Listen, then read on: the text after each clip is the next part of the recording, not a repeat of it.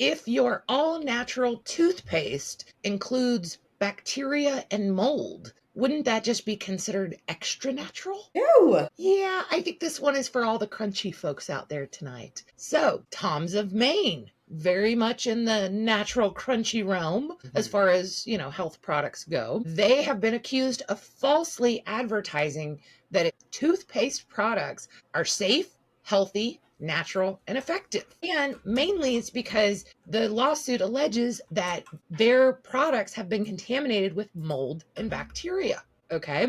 This was filed, I believe, in New York, and Yolanda Peacher is the one who's doing the claim. And she says that 3 of their products, which is the Simply White Mint Paste, the Wicked Cool Anti-Cavity Toothpaste, and the Silly Strawberry Anti-Cavity Toothpaste products were all found to contain 3 types of harmful bacteria. I can't talk. Okay, so here's where it gets interesting, okay? She claims in the lawsuit that these toothpastes were contaminated with harmful mold and disease-causing bacteria, despite being advertised as natural and safe. And you may wonder, how in the world would she know that this bacteria and mold is in the toothpaste? Right.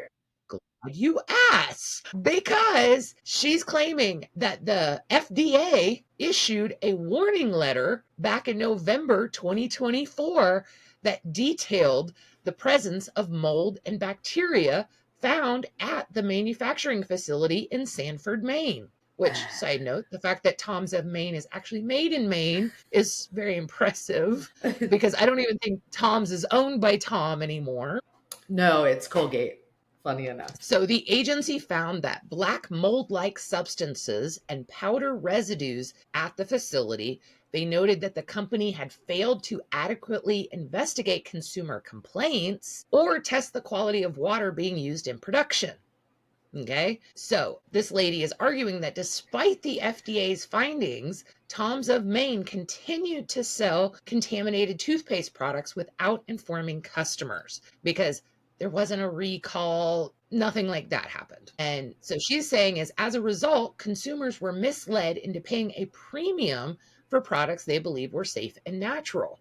Because, usually safe and natural type stuff is more expensive. Right. So on one hand, I'm going to say that bacteria and mold are 100% organic, natural substances. So I don't think this is false advertising.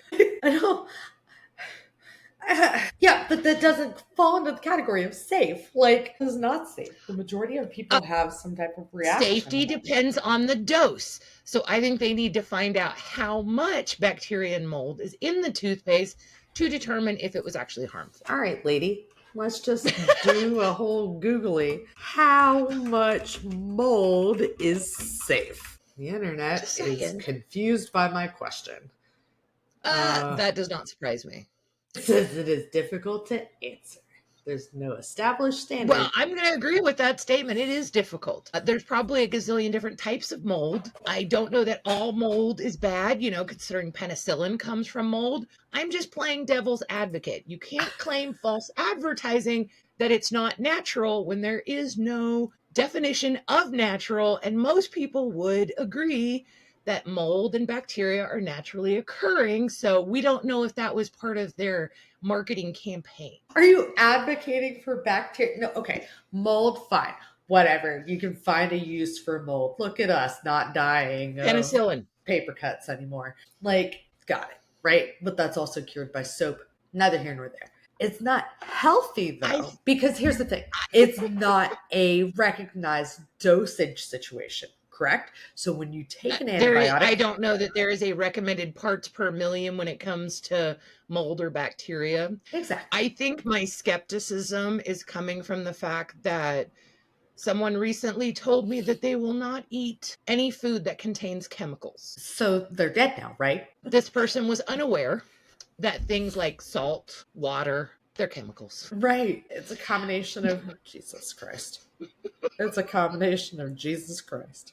So I'm just saying, so now I'm like, well, you said you wanted natural toothpaste. What gets more natural than naturally growing mold and bacteria? I don't use Tom's. Would you pay a premium for that extra all natural parts? No.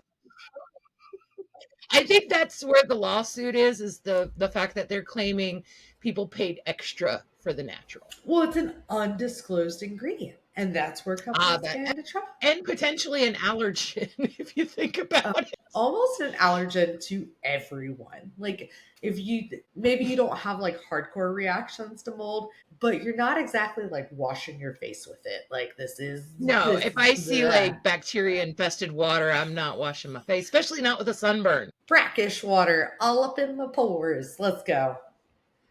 So I, for one, am going to be, keeping an eye out for Toms of Maine. I've got my little Google alert set up so I can hear what happens on this. But let us know down below. How natural is too natural? Do you use Toms of Maine? And are you surprised that there was no recall?